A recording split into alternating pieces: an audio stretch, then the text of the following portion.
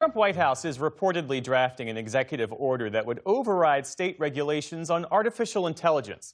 The order would establish a task force inside the Justice Department to sue and potentially withhold federal funding from states that pass their own AI laws.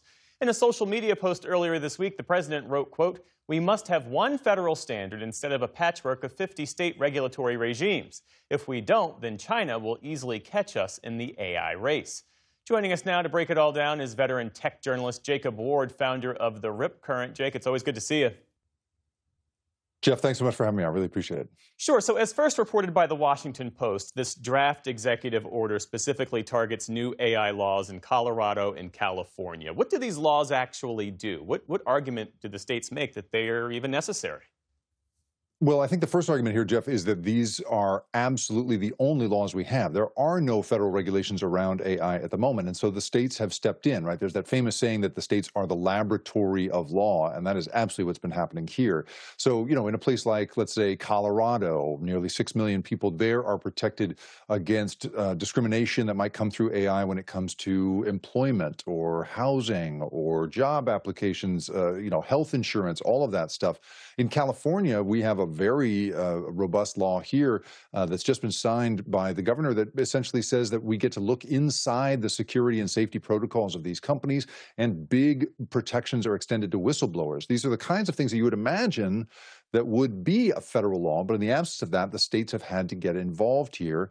And, for some reason, suddenly now we're in a position where the federal government, without really proposing any kind of replacement for these laws, is saying that these laws can't stand, Jeff.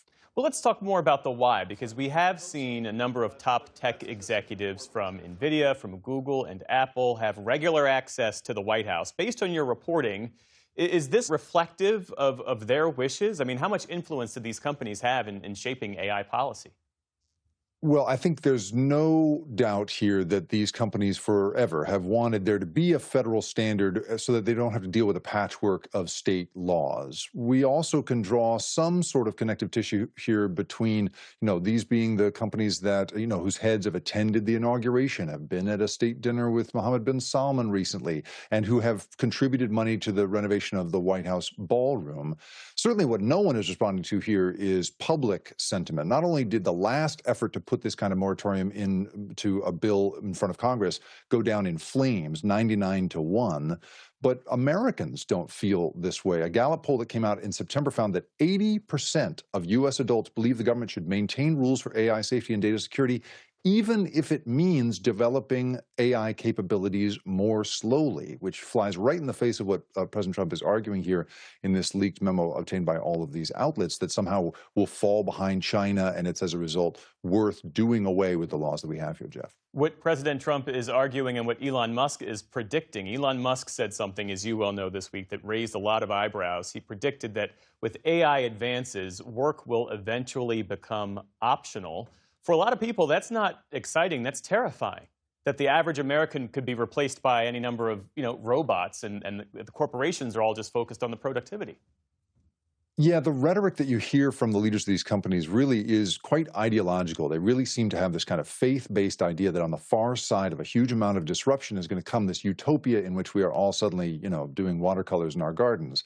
What I think we've seen over the course of American history is that we don't tend to like to pay people to make watercolors in their gardens. We tend to like to pay people for work. And one way to look at what Musk is saying here is the idea that, we won't have to work. But the practical effect, as we've heard from the heads of these companies, could truly be widespread displacement in jobs. Dario Amodei, the head of Anthropic, has said in the same sentence that we might cure cancer, we might balance the budget, but we also might have 20% unemployment. That's the kind of thing that could be happening here. And so if you believe, as these heads of the companies seem to, that there's a utopia on the far side of this that's going to make it all worth it, then okay. But I think economists and historians would tell you that this is going in a different direction, Jeff. 20% unemployment, possibly. All right. Jacob Ward, always great to see you with the Rip Current. Appreciate it. Thanks.